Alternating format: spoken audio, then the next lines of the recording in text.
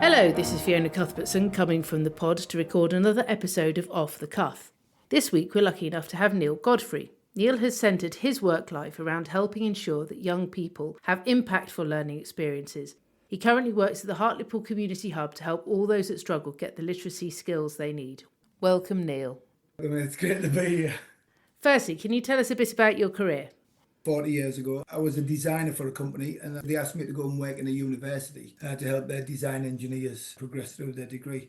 I liked that role I had as a designer. So when a job came up as a local college, I actually joined that as a teacher in the early 90s. And from that, moved up to be the head of teaching and learning on our college leadership committee. And I worked with all of our staff to make sure that they were really great teachers. I worked around the country. I went to Derby University to do presentations or NCG group. I was a test finalist in 2020 for teaching and learning. I've written 3 books, mostly GCSE technical books, but to support people around the country.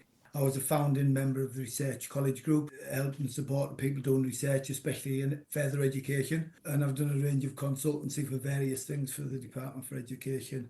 So that's quite a varied career. And what is the most important lesson you've learned?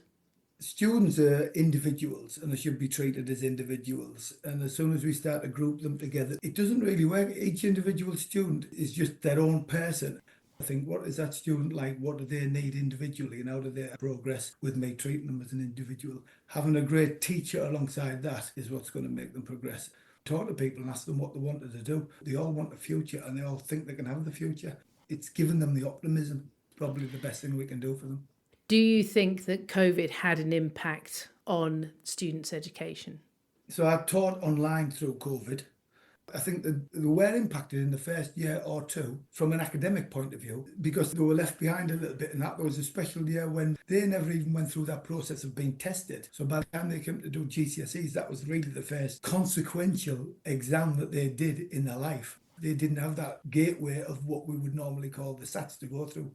But I think academically, people have picked up from that. But what I'm not quite so sure is what is the impact on their psychology over the long term? Or is that part of the modern age? If we didn't have COVID, would this generation of students be slightly different to the last generation? I think there would be anyway, because each generation that I see, and I've taught for decades, each generation has a different attitude and different expectations of life. And if we didn't have COVID, there would still be a psychological difference in the generations.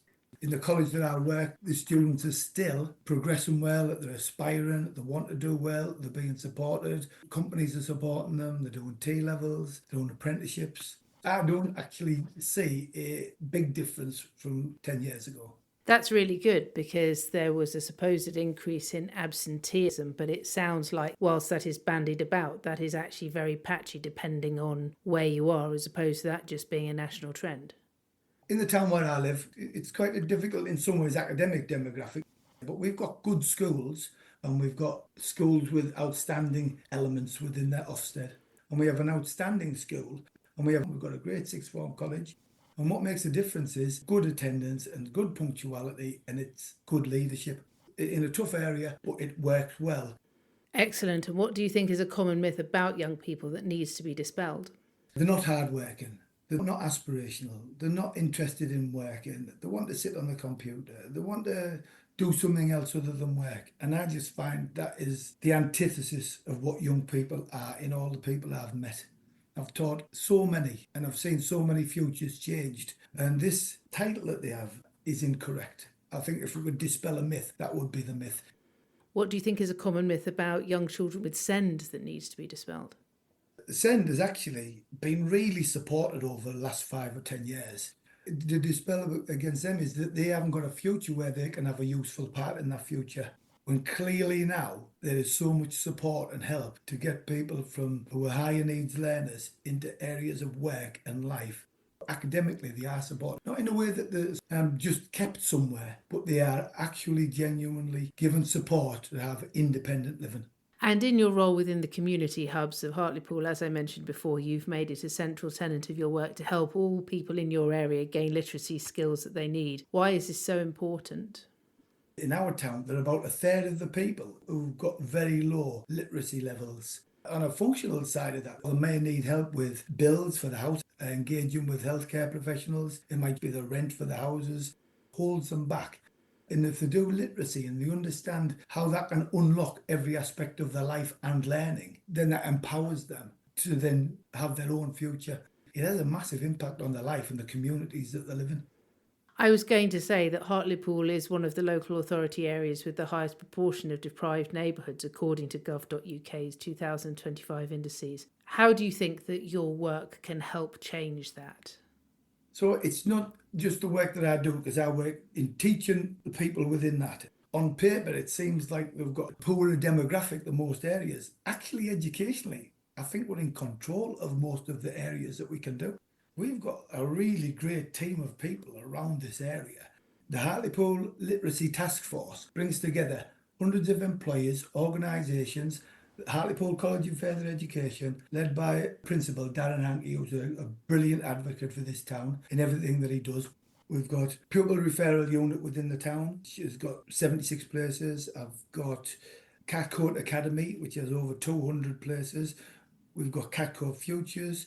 We've got lots of organisations that are brought together with the Hartlepool Borough Council, Tees Valley Mayor Ben Ouchin, in a way that allows people to be signposted to the right place, people to be moved into a place where they can get the support that they need. Just because a child needs support in their education, that doesn't mean that they don't aspire. And obviously that means that they can often be more determined to break free. The government is obligated to ensure all students have a suitable education that brings out the best in them. Do you think that the government is doing enough? The education inspection framework has been developing and evolving over the last at least 10 years. And it's moved away from things like achievement into development of the student and the development of their education.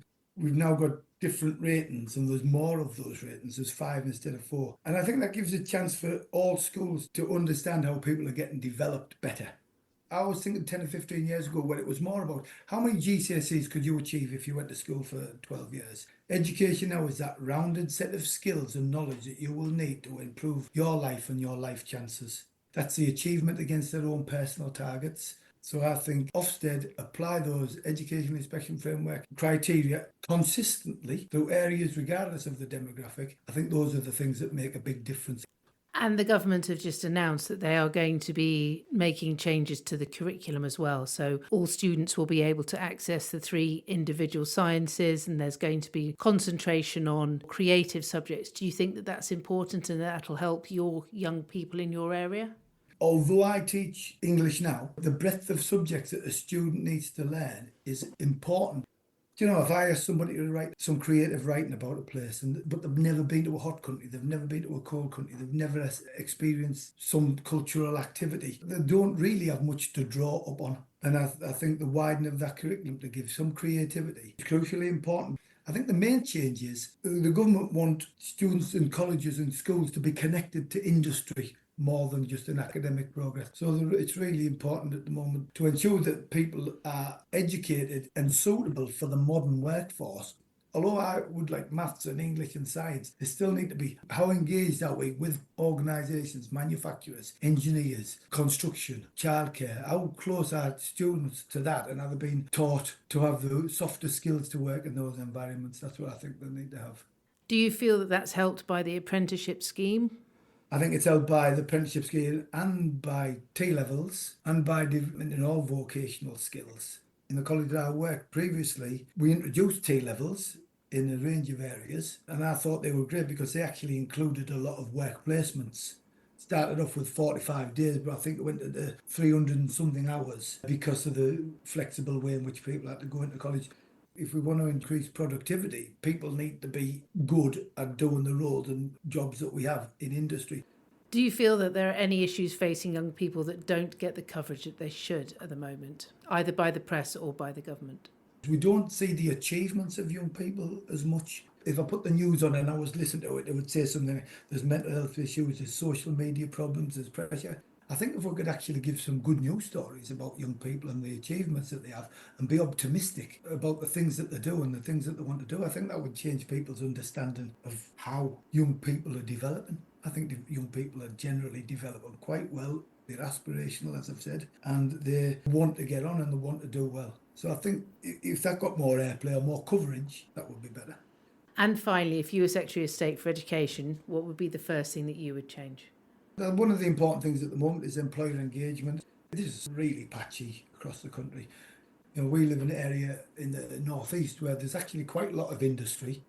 People say things like there are no apprenticeships or there are no jobs about. There's plenty of apprenticeships and plenty of jobs about. But I think there needs to be much more engagement between industry and schools and colleges. Some schools don't give work experience. Some might not get work experience until they leave school. That depends on your local schools and colleges and their leadership and local businesses and whether they've decided to prioritise a much longer term view of their business.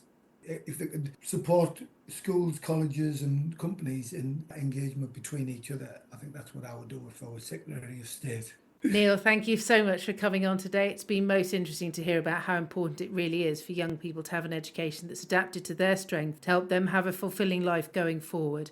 Thank you to the listeners who've hopefully enjoyed the show as much as we've enjoyed making it. If you have any questions regarding the podcast today, please feel free to comment. If you think it's worth coming back, please like and subscribe. If you feel you need something to tide you over to the next podcast, please buy my book Party Games on Amazon. And on that note, I'll see you next time. Hope you have a good week, one and all.